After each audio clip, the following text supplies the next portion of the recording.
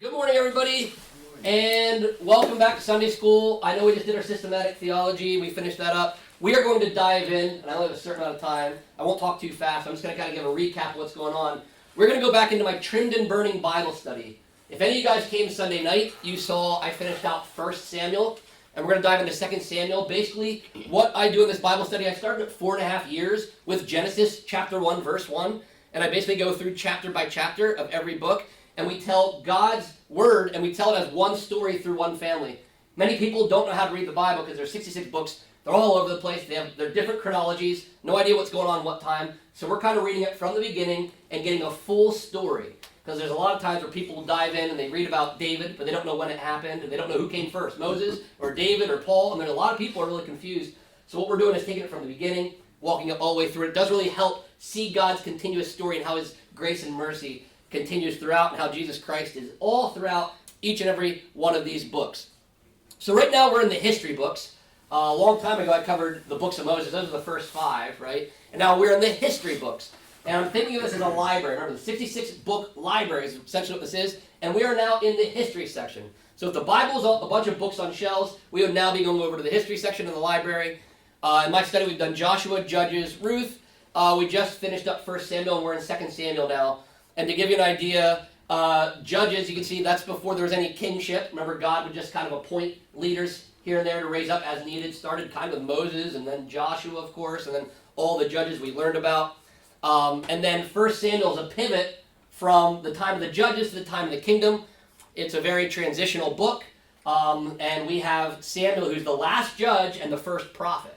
So we're seeing a lot of change now. And the kingdom was established at the end of 1 Samuel, or actually kind of the middle, where Saul was called as the first king because the people didn't want Samuel's sons to roll over them, but really it's because they wanted to do what they wanted, right? That's really what it was all about. So now we're in 2 Samuel, and we're just going to go ahead and do a quick recap for anybody who wasn't here to end 1 Samuel. I want to give you guys an overview of how everything ended. That's very important to understand 2 Samuel. If you read 2 Samuel chapter 1, you'd be fine to read it, but you're going to lose a lot of context of what's happened. So in 1 Samuel 27, what happened is, remember, Saul had been trying to kill David over and over and over and over. Many attempts to murder David, and he just wouldn't give up. David finally got so beat down emotionally. A lot of people don't know this about David's life. He basically joined the Philistines, said, I'm moving out, I'm going to move into enemy territory. I'm going to move with King Achish and go to the Philistines and live with them because I'm not welcome to Israel. And if I hide with the Philistines, Saul won't kill me. So he went there, he fled to the Philistines and lived there, and King Achish actually gave him Ziklag. You read about the city Ziklag, which is down the border of the Philistines. And this is strategic by David. He wanted to live down there on the border, so he's far enough away, because what he really did, he told Achish that he's going to kill all the Philistines' enemies, because David was a mighty warrior, and Achish knew that. He said, I'll go kill all your enemies. But really, he was raiding all the enemies of Israel secretly, because he still obviously loved God's people, he loved God, he just was trying to flee from Saul. So he's actually doing God's work. He was fighting the enemies of Israel. Now, he didn't do it the greatest way, but they were basically living, they didn't have jobs, they were living on the plunder of these attacks that David and his mighty 400 men were doing and carrying out. So they were living in the Philistines' land, but they were attacking their enemies. But the whole time, King Achish thought that David was helping them, so he's growing more and more respect for David. Meanwhile, David's helping the Israel people. But David's starting to get favor with King Achish from the Philistines. Then, of course, to end the book, the Philistines are going to attack. They're going to attack Israel. And Saul gets very scared when he hears about this. He asks God questions, and God won't answer Saul. So what does Saul do? He panics and gives us one of the weirdest stories in the Bible. 1 Samuel 28, the last part of that. Remember, Saul goes and visits a medium. He got rid of all the mediums and the witchcraft. By the way, witchcraft's real, sorcery's real. It's in the Bible. That's why we're not supposed to mess with it, because it has evil tendencies, right? The evil spirits will end up working with you, which is what happened. He went to a medium up in Endor because he was sick of not hearing from God, and he said, I'll get her to call up Samuel. She calls up Samuel, everybody gets freaked out, and Samuel comes up and says, Saul, why would you do this? If God didn't answer you, I'm not going to give you a better answer, right? And Samuel basically says, Saul, I hate to tell you this, you're going to die, and so are your sons. He says it like more of a cryptic way, like, I'll see you guys tomorrow. And it's like, whoa, wait, you're dead. It's like, yep, see you tomorrow. See you tomorrow, Saul. So he basically gives him this one of Samuel's last prophecies, you could say, from the spirit realm. This is an anomaly. This isn't saying to go resurrect your dead relatives in heaven. I don't even think it's possible. But it happened once, and God can break his own rules, and he sent Samuel up to deliver a prophecy in an interesting way. And we know it because it became fulfilled later. Meanwhile, David is marching up to Gilboa to fight Israel. What an interesting situation. Because he was living with the Philistines, and remember, they're attacking, and Saul's afraid about it, but David's part of them, and David's a mighty warrior. So King Achish is like, yeah, come, you'll fight with us. And David's all gung-ho, which I don't know what would have happened if David would have made it. I'm not sure, but we don't have to worry because God said it wouldn't happen. But the Philistines rejected David, which is interesting, because David actually was ready to go to war. They're like, no, we don't trust this guy. He's the one from Israel. Didn't he kill Goliath and all of our other people? I don't trust this guy. Honestly, they were probably wise to reject David, because David probably ultimately is God's guy. He would have turned on the Philistines, most likely, I'd imagine. So David's kind of upset by this, and King Achish says, I don't know, they're my greatest leaders, they're my greatest generals. Just go home, David. Take your family, take your guys, go back to Ziklag. So David's kind of rejected. He's never been kicked out of an army before. So he goes back to Ziklag, only to find out that while he was gone, the Amalekites came and raided his whole town, took away all the women and children. They were all gone. Could you imagine if you left home from work, went back, and everybody went back, and all the wives and your kids were gone? Kidnapped. Not a good feeling. But that's what happened. So now David's not only upset that he didn't get to go fight with the Philistines and they rejected him, he is now upset that the Amalekites have attacked his people while he was gone and taken his wives and all the children there. So, of course, like David would do, God has David go down, he defeats the Amalekites, and he plunders them, and ends up getting everybody back safely. So it's a miraculous thing from God, because in most cases that wouldn't happen, right? But they're miraculously saved, and they plunder, and everything is going well. And then to end 1 Samuel 31, that prophecy came true. We see the Philistines come up to Mount Gilboa. They meet up with the Israelites. Saul gets caught by the archers, it says. And basically him and his sons, Jonathan included, which is David's really good friend, remember, get caught in that. And they die in this battle here. So that prophecy came true, that it was the day after that he had talked to the spirit of Samuel. And then to end this, the men of Jabesh Gilead rescued and honored Saul's body because the Philistines, cut his head off, hung all their bodies on walls to do all the evil stuff and barbaric things they did in the past. And the men of Jabesh Gilead showed so much honor for Saul for what he'd done in the past with them that they went and actually rescued his bodies in the middle of the night. They went throughout the night and they rescued his bodies to bring him back and to burn. And they were giving him basically an honorary burial. They didn't want him to go like this. And that's how 1 Samuel ended. Okay, that's how that ended. Now we're going to jump into 2 Samuel 1, and what we'll do, we don't have a lot of time, but we're going to go, what I usually do is read through the chapter from beginning to end, and we break down this section. So you can turn to 2 Samuel chapter 1, and we'll read, I think there's 27 verses, and then I'll break it down quickly, but hopefully not too fast, so we can kind of see what's going on here. So 2 Samuel chapter 1, this is where David's going to hear about what just happened, because remember, David was down in Ziklag. And he knows there's a battle because he was marching to it. But he wants to know he doesn't know what happened yet. Here we go. 2 Samuel chapter 1, verse 1. After the death of Saul, when David had returned from striking down the Amalekites, David remained 2 days in Ziklag. And on the third day, behold, a man came from Saul's camp with his clothes torn and dirt on his head. And when he came to David, he fell to the ground and paid homage. David said to him, "Where do you come from?" And he said to him, "I have escaped from the camp of Israel." And David said to him, "How did it go? Tell me." And he answered, "The people fled from the battle, and also many of the people have fallen and are dead, and Saul and his son Jonathan are also dead." Then David said to the young man who told him, "How do you know that Saul and his son Jonathan are dead?" And the young man who told him said, "By chance, I happened to be on Mount Gilboa, and there was Saul leaning on his spear, and behold, the chariots and the horsemen were close upon him. And when he looked behind him, he saw me and called to me. And I answered, 'Here I am.'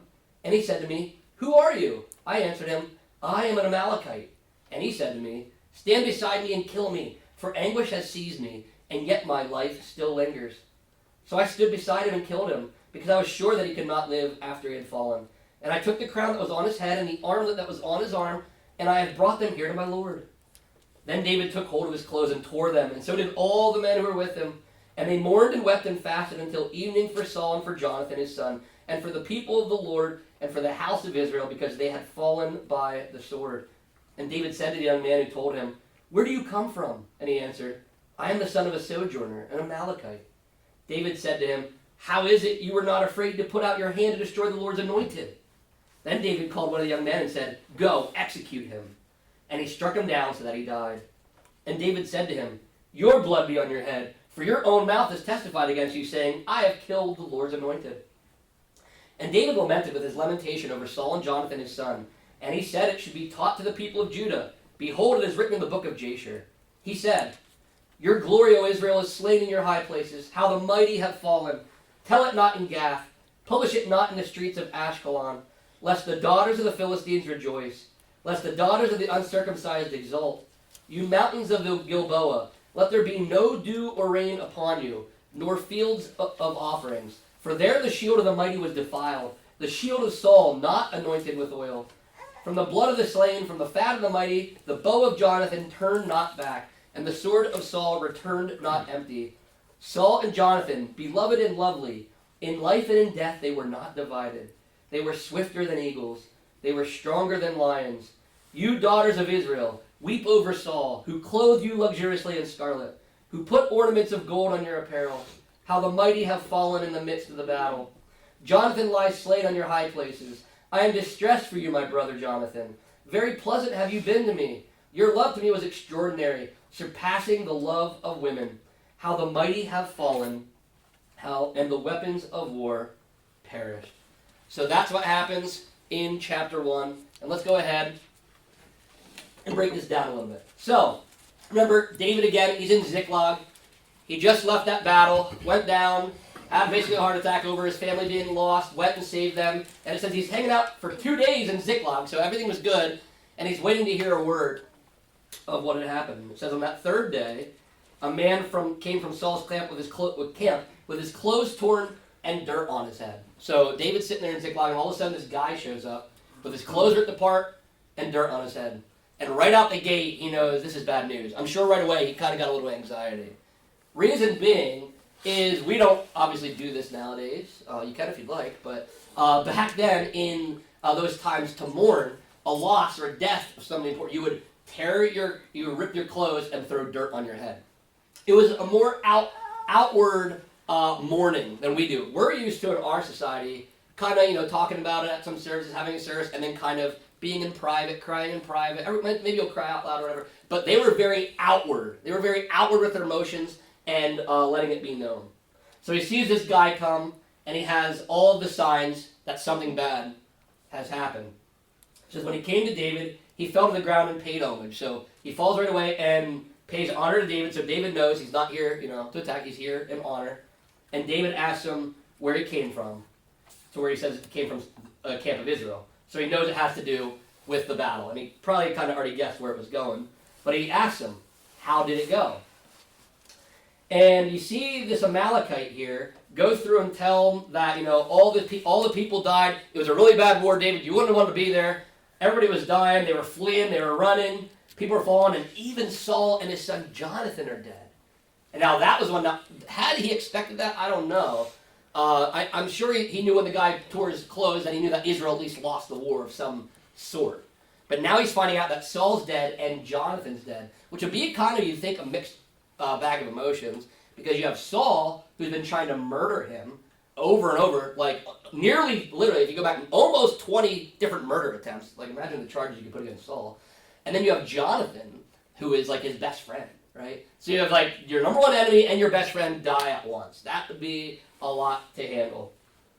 So David in the conversation asks him, well, how do you know? He wants to be sure. Like, are you just saying this? How do you know that Saul and his son Jonathan are dead? And the young man tells him, I love this, by chance I happen to be in Mount Gilboa. So that's another sign. Sometimes things look like, wow, it's so random. I was, think about this person, like I should pray for them, and I saw them, These things aren't chances. Usually the Lord is doing some divine design, I say. And you see it here. This guy didn't just by chance end up here. It ended up in the Bible. So this is a very important thing that the Lord led this man to. It says, by chance I happened to be on Mount Gilboa. That's where the war was going.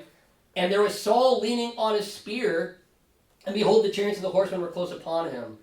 And when he looked behind him, he saw me and called me, and I answered, here I am. So he says that he just happens to come upon the mountain, and he sees Saul leaning on his spear, which would actually track and make sense, because in the last chapter of 1 Samuel 31, you'll find out that Saul was shot with the arrows, right? He was caught by the archers, shot with the arrows. Probably felt like he had a fatal wound, whether he did or didn't. We don't know. And he asked his armor bearer to kill him. He won't do it. So it says that he fell on a sword or fell on a spear.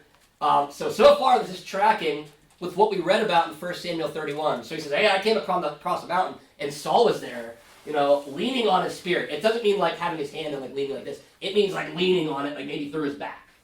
Something of that situation. Was not a good situation at all. And look what it says, the chariots and the horsemen were close upon him. So there was more coming in. So he'd been shot by the archers, he had fallen on a spear, and in the last chapter we'll find out that his armor bearer actually killed himself because he saw that Saul was, quote unquote, dead from all of this. But it says when he looked behind him, he called to him, the young man says, here I am. And he said to me, who are you? I answered, I am an Amalekite, which is really interesting, we'll get to that. And he said to me, stand beside me and kill me, for anguish has seized me, and yet my life still lingers. So I stood beside him and killed him, because I was sure that he could not live after he had fallen. So he tells him, like, hey, yeah, I saw this, and he was still alive, and he didn't die. He was hit by bows and arrows, he was hit by the spear, but he was still alive, and he asked me to kill him. So I didn't think he was going to live, right? I don't think he was going to live very long, so I decided to help him out and kill him, right? He saw him suffering. It kind of almost reminds me in a way, like a more humane way maybe, but like when people go hunting, hunters would know this, and you shoot the deer, and the deer is laying there, and his blood's coming out of his mouth, but it's still kind of laying there moving. Are you going to let it, it's like, oh, I don't want to, you go up there and usually help it, right? You put it out of its misery, right? And that's probably how he thought of this, like, here's Saul suffering, with all these wounds, I'm going to kill him. But here's the interesting thing, some commentaries and commentators will say that this guy's lying, the Amalekite's lying. It's very possible. Why? Why do they think he's lying? Well, because the next part says he took the crown from Saul's head and the armlet that was on his arm, and he brought him to David. So some people say, well, he brought this crown and this bracelet because he knew that this was David's enemy. And he knew if he said, I killed your enemy, maybe he would get favor in whatever's going to come next for Israel, right? Because Saul's not in charge now. So they think maybe he was lying to give himself favor. But I take the approach that he was telling the truth. And 1 Samuel 31 is also accurate, and they can all be accurate at the same time. I think, and I could be wrong, but I believe that he was shot by the arrows. That didn't kill him. So he knew he was going to die, so he fell on the spear. And it looked to his armor bearer, it's kind of like a Romeo and Juliet thing. I think I said that in our last Bible study, where he thought he was dead. Well, I'm going to kill myself, right? Romeo and Juliet, nobody was really dead, and they end up killing themselves. Kind of a similar situation. I don't think Saul was completely dead yet. And he was still suffering. He didn't even commit suicide, right? And he was still suffering. And that this Amalekite walked up on him and saw him there and ends up killing him. Why do I think that? Well, because I think the Bible can be true. Sometimes things they look like they're in contrast, but they can actually be equally right. And I think that's true here, especially because it's kind of a poetic justice, if you think about this. So does anybody here remember, I'm going to do some questions, I'll get some crowd interaction. Does anybody remember what Saul failed to do that got him into such big trouble where the Spirit of the Lord left him? One of the big things he didn't do. You remember? Wasn't he supposed to kill all the Amalekites? He was supposed to wipe out all the Amalekites. But if you read that story, he wiped out most of them, but he kept King Agag and some of the livestock that was really good. So we learn here, this is evidence of partial obedience is disobedience. And that's Saul's paying the price of his partial obedience. He did go kill some Amalekites, didn't kill all of them. And God said kill them all, get rid of all of them. And now you see that the Amalekites actually are responsible for his own death, if this are true. In the Bible, it's written, even whether it is or not, it's kind of written to make you at least believe that. But that's why I believe it's true, that he did not wipe out all the Amalekites, so they end up killing him, and it ends up coming back on him in the end. So it's a really interesting thing that's going on there. What's also really interesting is it's not explicitly said in the Bible, but a lot of times, the Amalekites in the Bible are seen as our flesh. And if you remember, like the first war on the Israelites in the wilderness is the Amalekites attack when they're weak and tired. And when does our flesh attack us? When we're weak and we're tired, we're most vulnerable to it, right? And you can see here that even if you look at Saul and David, Saul kind of gives in to the fleshly a lot and ends up being the death of him here. We can see that. So it's really interesting. That's why I believe the Amalekite did kill him. I think it was poetic justice by the Lord. Because if you go back, I think it was 1 Samuel 15, or 16, somewhere in there. I forget which exact chapter. But you can go back and read that later and see how he was supposed to do this and how he had failed. So after this, in verse 11, it says, Then David took hold of his clothes and tore them, and so did all the men who were with him. And they mourned and wept and fasted until evening for Saul and for Jonathan, his son, and for the people of the Lord, and for the house of Israel, because they had fallen by the sword. So you see David here doing the same thing. He's tearing his clothes now. Now he's openly mourning, but this is what's called, right? When you're sad and you're mourning, you're doing that. Not only that, there's a way of mourning that's very different than ours. We usually have meals at our funerals. They wouldn't have any. They fasted. So they actually didn't eat. They wouldn't eat. They'd rip their clothes, and they'd mourn and cry out loud. So you see David doing that well here. And it says that he wept and fasted until evening for Saul and for Jonathan, which is really interesting. And we'll get back to that here. But look what verse 13 says. And David said to the young man who told him, that's the Amalekite here, Where do you come from? And he answered, I am the son of a sojourner, an Amalekite. So there he himself said he's an Amalekite. And David said to him, How is it you are not afraid to put out your hand to destroy the Lord's anointed? Then David called one of the young men and said, Go execute him. And he struck him down so that he died. I remember the first time I read this, and it still kind of boggles my mind. First time I read this, I was like, wait a minute. David, he killed your enemy, and Saul was dying, and Saul said, Kill me, I'm going to die. Wasn't he, like, you have these thoughts, wasn't he being obedient to the king technically by killing them? And wasn't he going to die anyway? It doesn't, David hates Saul, but David has this guy murdered and killed. And I'm guessing the Amalekite did not see this coming. And what's interesting is, even if the Amalekite did kill King Saul, again, it doesn't mean that those commentators are wrong, where he came to David with a grin on his face, maybe. Or maybe not a grin on his face, but it's deep down inside saying, I got this crown for you, and I got this bracelet for you. Even if he did kill Saul, there might have been a little bit internal thing from the Amalekite, like, well, maybe if I bring this crown to David, he'll install me in his government, and I'll get a really high position. I'm sure that was some thought that crossed his mind, whether it was his main goal or not. But I'm imagining the Amalekite shows up. Could you imagine if you just said, hey, I defeated your enemy. I got rid, you know what I mean? I defeated your enemy. He's dead. He can't kill you anymore. And here's the crown. You would expect, like, well done, thank you, sir. You would not expect, off with his head, right? So I'm sure the Amalekite was like, I can only imagine the scene, like, wait, no. Like, I can imagine he's screaming and really confused right before he dies. But this teaches something very interesting about David. And David is, in a way, being very godly here. David takes the Ten Commandments very seriously. He says, thou shalt not kill, right? Especially, and now I know there's a time for this, time for that. Ecclesiastes says that. But basically, what he's saying here is, if God is anointed the person, and God has them be king, I'll let God decide when they're done being king. I'll let God decide when they die. I won't do God's job for him. And that's what David was reiterating through this here. It looked to us like that was the right thing to do. But biblically, if you think about it, it actually is the wrong thing to do. In our flesh, a lot of us, because we know how evil Saul was to David, we don't feel bad about it because we're not God. But God still wants all the rules to be followed the way they're supposed to be followed. So David's actually correct here. The guy committed murder, and he killed the king of Israel. Like right there, headline, you can write a headline. Amalekite murders king of Israel. That would be enough. We would all be like, get off his head. But when you hear the details, you kind of feel bad for him. So this shows you how things can be very complex in life, right? You can sometimes think you're doing the right thing, and you're doing the wrong thing. And the Amalekite was probably not familiar with God's laws, right? But again, he also probably thought he was doing David a favor, because the reason that David was with the Philistines is because he was hiding from Saul murdering him, right? So again, you'd think this is good news, but David does a really good job of saying, I'm not going to let my will be the center of my life. I'm going to have God's will, right? Which is really, really interesting. And this goes along with David's theme, because I didn't cover it in our recap here, but if you go back to 1 Samuel, remember that David could have killed Saul twice. Remember? He sneaks up on him. He could have. Remember, Saul was going to the bathroom in the cave. They were hiding in the same cave. No coincidence. Remember? There's no coincidence that in all the wilderness, Saul goes to go to the bathroom in the one cave they're all hiding out in, right? And remember, David's men were like, let's kill him. David's like, no, we can't kill him. And then again, he's down there while he's sleeping. He's like, we can kill him. Like, no, just put a spear there, just let it go, take the spear or whatever. So David himself has demonstrated, this is not a new thought to David. David could have killed his enemy twice, and most of us would have, right? Most of us, if we were on the run 15, 16 times, and this guy's chasing us with his full-blown military, probably would have killed him for peace of mind, right? We'd probably be like, hey, this is our only way. But instead, David trusted God, and I think is really awesome about David.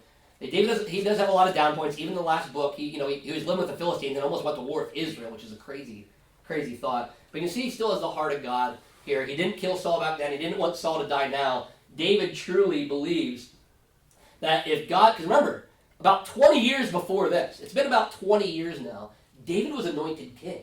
Some people forget at this point, David had already been anointed long before. He was anointed king before he met Saul, before he got the demons out of Saul with the music, before he chased away the spirits, before he did all that stuff, before he fought Goliath. He was anointed king already.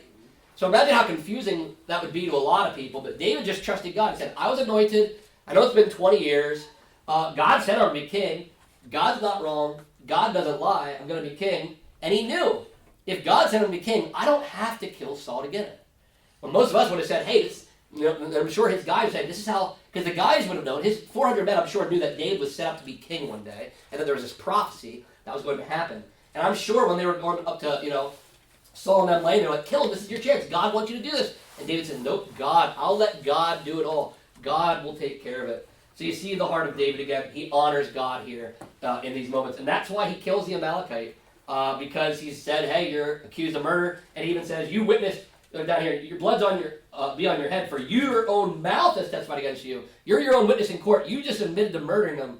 So you have to die because you killed the Lord's anointed. So very, very interesting exchange there, how that all happens. Then the chapter ends with David writes a song. So we know in the Psalms he wrote a bunch of songs, but he actually writes a song here. Sometimes this is called the Song of the Bow. But he writes this lament, a sad song for Saul and Jonathan. Another thing to show us that when we're going through hard times, how powerful music can be. The first thing we see David do after he finds out, after he mourns and he fasts, he writes a song about it to get his emotions out and to get all this down. I think that's really powerful in itself, and why worship music is really good for us. When you have bad news or you're going through a hard time, David knew this. This is before he even had Spotify to put music on, right? He might not even have a harp on hand, and he's just writing this music out. It's pouring out of him. So it shows how music can be a ministry in itself, to point your heart towards the Lord and to remember what he's done. But in this, here he laments. David laments for Saul and Jonathan's death. And he goes on, and he says, this song should be taught to the people of Judah. Behold, it is written in the book of Jasher. Sidebar here, book of Jasher, you'd be like, where's that in my Bible? It's not in your Bible. We actually don't even have the original copy. You can find other books of Jasher. We don't think they're actually the original copy. This just shows there's other books that, it doesn't mean that this is a missing book of the Bible, by the way. It just means there was a book back then of catalog stuff that God didn't think was important to put in the whole Bible. But that's what it's referring to. There was a book back then that they kept, if you're wondering about that. But he writes a song, and it's, your glory, O Israel, is slain in your high places. How the mighty have fallen. By the way, how many of you said how the mighty have fallen before? You had no idea it was from 2 Samuel. It's from the song that David writes, by the way.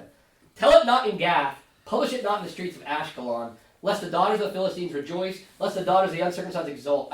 This is interesting. He's like, hey, don't tell anybody about this. I don't want Philistines cheering about this. This is sad news. I don't want any of God's enemies to cheer over this. Even though, again, you'd think, well, Saul's dead. Shouldn't he be doing a cheerful hooray, ding dong, the king's dead kind of thing? But he doesn't. He's saying, don't tell anybody about this. I don't want the Philistines to know about this at all. This is awful.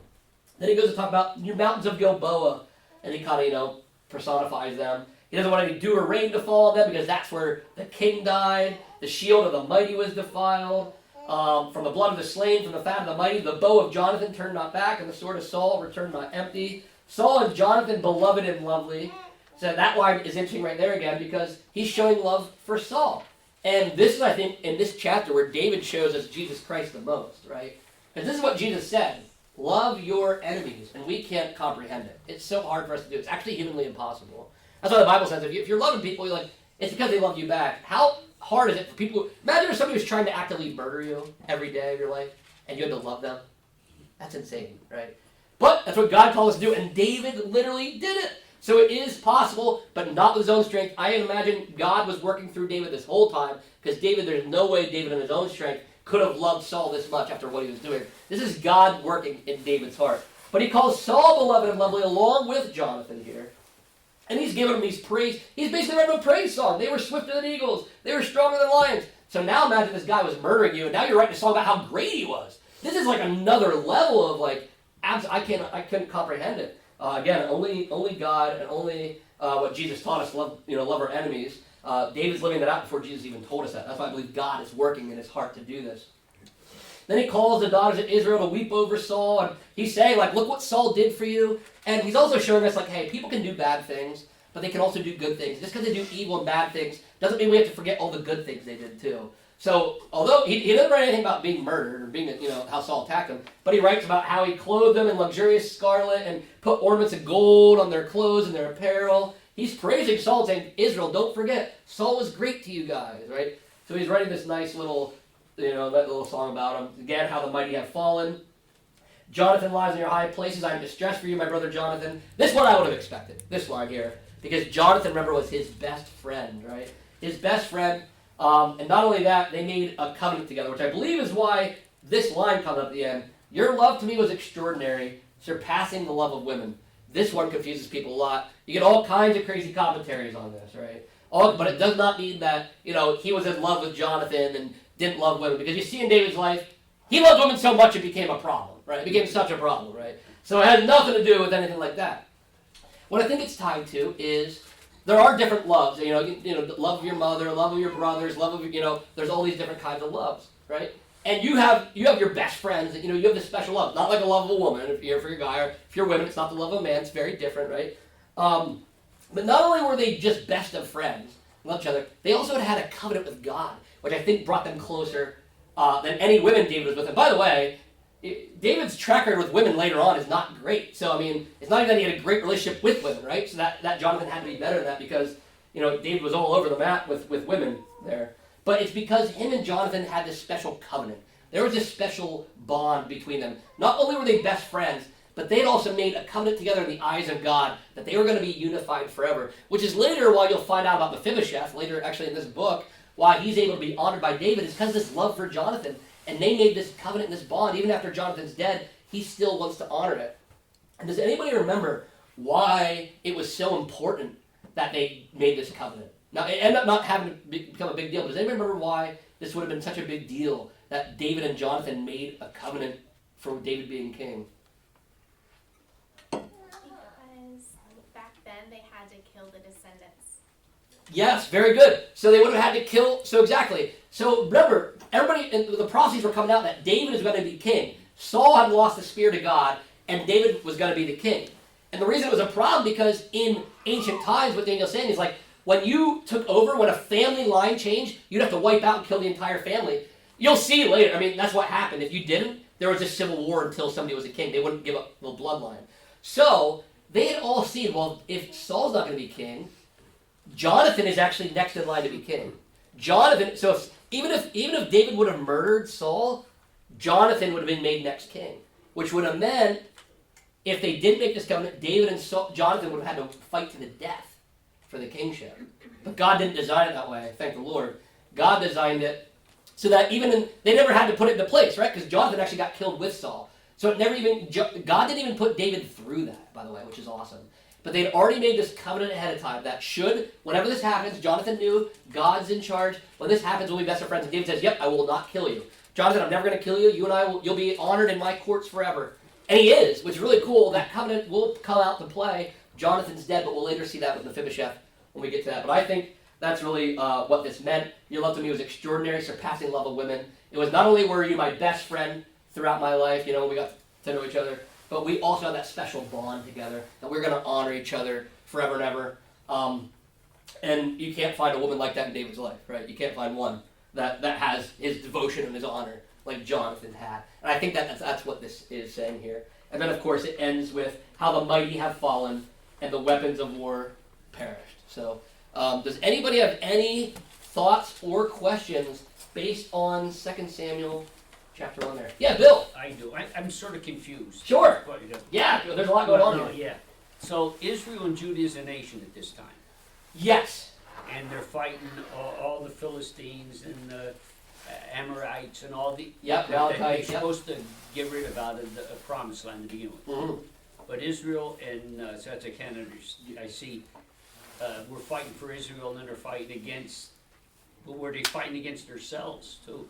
So are you saying so which part? I want to know if, I'm Yep. trying to comprehend. Yeah. Israel and Judah are still a nation. I see what you're saying. Yes. Now they have to fight all their enemies around them. Yes. But it's very confusing when they ain't united. Yes, it is very different. And we're going to see that actually the next chapter. What Bill's getting at here, you're going to see this a little bit more. There's going to be a civil war. Ishbosheth, there is a son that we never learned about until the next chapter, is the son of Saul. And Israel and Judah, although they're a united kingdom, right? They're not so united. Now they are fighting against, the people of Israel. They're fighting against the Philistines. They're fighting against their enemies. But they also have this internal strife sometimes that happens between them. Right now they're still united, quote unquote united. But what you're going to see later is David's going to send the people to Judah, and Israel and Judah are still very different. And he's going to send people to Judah, and Judah's going to accept them, and Israel won't. And you're going to see that split. So although Israel and Judah are supposed to be one united kingdom working together, and they will work together kind of, to fight their enemies, they still don't work together the best. And what you're going to see is that's going to kind of cause turmoil. There's going to be a brief civil war in the next chapter. Now, a lot of people don't realize it's a civil war. When we think of the civil war, we think of Jeroboam and Rehoboam. That's the big civil war of Israel and Judah. But there will be a little small one. There'll be a skirmish for a couple years we're going to read about in the next chapter, which is going to show what Bill's getting at. Like, it's a good question. Like, are they fighting their enemies or are they fighting themselves? Sometimes both, right? But they should be joining up. They're supposed to be united as Israel and Judah to be fighting the Philistines, killing the Amalekites, the Edomites, all of them. But, as you know, internal strife in the family of Israel will take place, and that's going to really erupt in the next chapter. So that's a really good question, because it does get really confusing when you hear the men of, like, you're going to hear it, next chapter will say the men of Judah. It's like, well, is that Judah? Is that Israel? Although they are united, you still see them always listed as Israel and Judah. Almost as if God always knew that was going to be the problem. We know that even, Israel eventually gets wiped out by Assyria and has never been back since. And that's actually why people want them to come back to Israel today. They still believe the lost tribes, trying to get all the lost tribes from the north of Israel back. That's a good question. That can get really confusing with all the wars and the fighting. And so sometimes Israel and Judah is working together, and sometimes they're not. So it gets very confusing. It's very confusing. Any other questions or things you want to bring up? That was a good question. Yeah, Beard. So I'm kind of curious about the royal line, if you will. So Saul is dead, Yep. and most of his sons are dead. We find out Ishbosheth is Yep. still alive. Mm-hmm. But there are other of the royal household that are still alive that we find out later. David has 10 of them killed to cover what Saul did to the Gibeonites, Yep. due to a famine that was happening. Mm-hmm. So I'm just curious if at the time it was a tradition that you kill the entire household before taking over, how that sort of almost completely glossed over in this whole thing. How David just sort of takes the throne and says, I'm not going to harm Saul's descendants, and even looks for Mephibosheth in order to honor him. Yeah, and I think you're right. So I think this would be a little bit unusual. And David maybe had known, because this is a little bit different than the other ones. David had a prophecy that he would be king. So he's probably inside, now that he's seen all this come to pass, not so worried that any Ishbosheth or any other person was going to overtake him. So he ended up wiping them out, like you said, but he didn't prioritize that, because he didn't see it as probably a threat. I could be wrong, but he would have seen it as big of a threat as other kings who had never had that promise that they would be the king. So, but he does follow through with that. It is a brutal fact. Even in North Korea, as recent as North Korea, I remember a couple years ago, Kim Jong-un, after he took power, killed his uncle and fed him to dogs. Awful stuff. So places in the world where they have dictatorship and kingship, they still do this. That they'll kill their uncles, they'll kill their cousins, they'll murder them, so they can't ever seize power. That stuff still happens today, but back then it was a really big thing, because the family line was supposed to continue. That's what kingdoms did. You still see that in England. It's still the family members of those people, right? So if it's that's why that would happen. When a new dynasty would come in, they'd have to kill the whole previous one. So that's a really good question as well, Beard. Well, we run out of time. Thanks again. Make sure you read ahead. We'll do 2 Samuel 2 next week, Lord willing. Until then, next time, keep your lamps trimmed and burning.